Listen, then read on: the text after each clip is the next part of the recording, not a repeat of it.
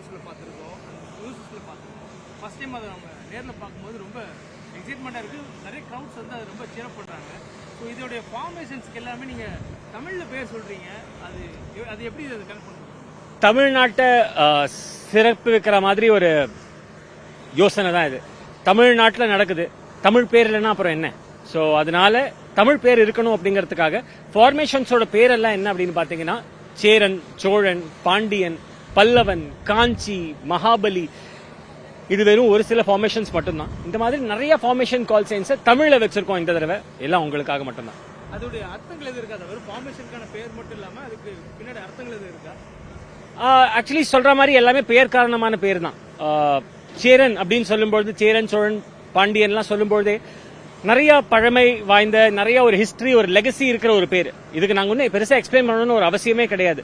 இது எல்லாமே நம்ம தமிழ்நாட்டை செலிப்ரேட் பண்ற வகையில் அமைஞ்சிருக்கு அப்படின்னு சொல்லலாம். நீங்க மேல வானத்தில் பறக்கக்கூடிய விமானம் அடுத்து என்ன பண்ண போறாங்கன்னு கிரவுண்ட்ல இருந்து சொல்றீங்க. அந்த கனெக்டிவிட்டியை நீங்க எப்படி மெயின்டைன் பண்றீங்க சார்? அது எப்படி அந்த ஃபார்மேஷன்ஸை பண்ண முடியும்? இல்ல, ஒவ்வொரு விஷயமும் துல்லியமா சொல்லும்பொழுது எங்களுக்கு தெரியும் அவங்க என்ன பண்ண போறாங்கன்னு. ஏன்னா இது இஸ் லைக் கிளாக் ஒர்க் பிரெசிஷன் அப்படின்னு ஆங்கிலத்தில் சொல்லுவாங்க. ஸோ அந்த மாதிரியான ஒரு பிரெசிஷன்ல தான் நாங்கள் வேலை பார்க்குறோம். So that is how it is. இப்போ நம்ம இது கிரவுண்ட்ல இருந்து இதை எப்படி நம்ம மானிட்டர் பண்ணி கண்ட்ரோல் அவங்க கொடுக்குறோம்? வெறுமனே வானத்தில் சாகசம் பண்றதுக்கு முன்னாடி இவ்வளவு பேர் ஒர்க் பண்ணுறாங்க, அது என்னென்ன டீம் ஒர்க் பண்றாங்க, அது என்னென்ன வேலைக்கு செய்யறாங்க? இந்த மாதிரியான ஒரு சாகச நிகழ்ச்சி நடக்கிறது ரொம்ப சிம்பிளான ஒரு விஷயம் கிடையாது. இதுக்கு பின்னாடி ஒரு பெரிய டீம் இருக்கு. இந்த பெரிய டீம் அப்படின்னு நான் சொல்லும்போது, இங்க ஃபிளை பாஸ்ட் கண்ட்ரோல் அப்படிங்கிறது இந்த டிஸ்பிளேயை டைரக்ட் பண்ற ஒரு டீம். இது மட்டும் இல்லாம கமெண்ட்ரி டீம், ஒவ்வொரு ஏர்பேஸ்ல ஒவ்வொரு டீம், இது எல்லாத்தையும் இயக்கி they're orchestrating this. So it is a பெரிய ஒரு ஈவெண்ட். உங்களுக்கு ரொம்ப சிம்பிளா தெரியலாம், பட் ஒரு பெரிய ஈவெண்ட் இது இருக்கு. ஃபைட்டர் ஜெட்ஸ் எல்லாமே அவ்வளோ அதிவேகமாக போகும்போதும் ரொம்ப க்ளோஸாக போறாங்க. அது எவ்வளோ க்ளோஸாக போறாங்க? அது எப்படி சாத்தியம்? இன்ஃபேக்ட் ஆல்மோஸ்ட் ஒரு 1000 km/h ஸ்பீட்ல தான் எல்லா ஃபைட்டர் ஜெட்டுமே இங்க போகுது. இது எல்லாமே ஃபைட்டர் பைலட்ஸ் ரெகுலரா செய்யற ஒரு விஷயம் தான். பட் உங்களுக்காக கீழே வந்து இறங்கி வந்து உங்களுக்கு காட்டணும் அப்படிங்கிற ஒரு ஆர்வத்திலையும் ஆசையிலையும் வி டூயிங் திஸ். இந்த சூப்பர் சோனிக் ஃபிளைட்ஸ் போகும்போது ஒரு சத்தம் வந்து கிரௌடை வந்து ஒரு மாதிரி சீர் பண்றாங்க. அது எப்படி சாத்தியமாகுது? அதுவும் பயங்கர வேகத்திலும் போறாங்க, அதே நேரத்தில் திருப்பி ரொம்ப ஸ்லோவா வந்து காட்டுறாங்க. அது எப்படி நடக்குது? இது எல்லாமே விதவிதமான மனுவர் தான். ஸோ இது எல்லாமே மக்களை ஆசைப்படுத்துறதுக்கும் ஆர்வப்படுத்துறதுக்கும் தான். ஸோ இது ரெகுலரா பண்ற டாக்டிக்ஸ். இந்த டாக்டிக்ஸ் எல்லாம் நீங்க சும்மா ஒரு டிஸ்பிளேக்காக பாக்குறீங்க, பட் இது எல்லாமே போர்க்களத்தில் யூஸ் பண்ற ஒரு டாக்டிக்ஸ். ஸோ அதை உங்களுக்கு ஈஸியா காட்டுறாங்க, அவ்வளவுதான். ரிஹர்சல்லே நாங்கள் பார்க்கும்போது ரொம்ப வேப்பாக இருந்தது. அண்ட் பல ஃபார்மேஷன்ஸ்க்கு சோழா, பாண்டியா, சங்கம் இந்த மாதிரியான பெயர்கள் வைக்கப்பட்டிருக்கு. அதோட பின்னணி என்ன சார்? யூஸ்வலாக பார்த்தா நாங்கள் வந்து இந்த ஃபார்மேஷனோட கால் சைன்ஸ்னு சொல்லுவோம். அந்த கால் சைன்ஸ் வந்து ஜென்ரலாக more of western call signs தான் இருக்கும்.